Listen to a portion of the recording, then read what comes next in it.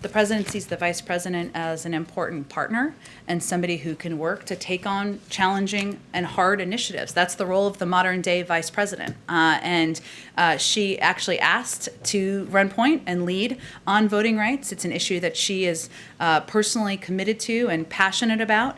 As she conveyed in her statement yesterday, she expects in the weeks ahead to engage not just with the American people, but with voting rights organizations, community organizations, the private sector to help strengthen and uplift efforts on voting rights nationwide. That includes working with members of Congress, certainly to move legislation forward, something the president strongly supports. It also includes working with local organizations, working with states to see how to make voting more accessible to people across the country. So I think the president is looking to work with the vice president as a partner and looking forward to her taking on this important initiative, something that's a priority to him as well. And I'm sure he'll be regularly updated on her progress.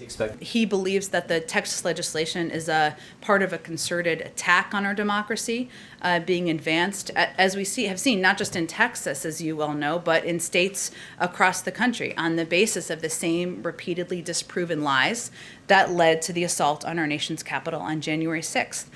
So that is, of course, of great concern to the president. He thinks that must stop. It must be easier, not harder, for all eligible voters to vote, to register and cast their ballots. We need to move forward and not backward. And the fact that the Texas legislation would make it harder to vote in a state where it is already too hard for many people to vote, but it's not the only state where we're seeing this troubling trend. But this is one of the reasons why he asked his she asked for it, but he certainly was thrilled to have her leading the effort on voting rights moving forward, given this is a huge priority to him and a huge priority to her as well.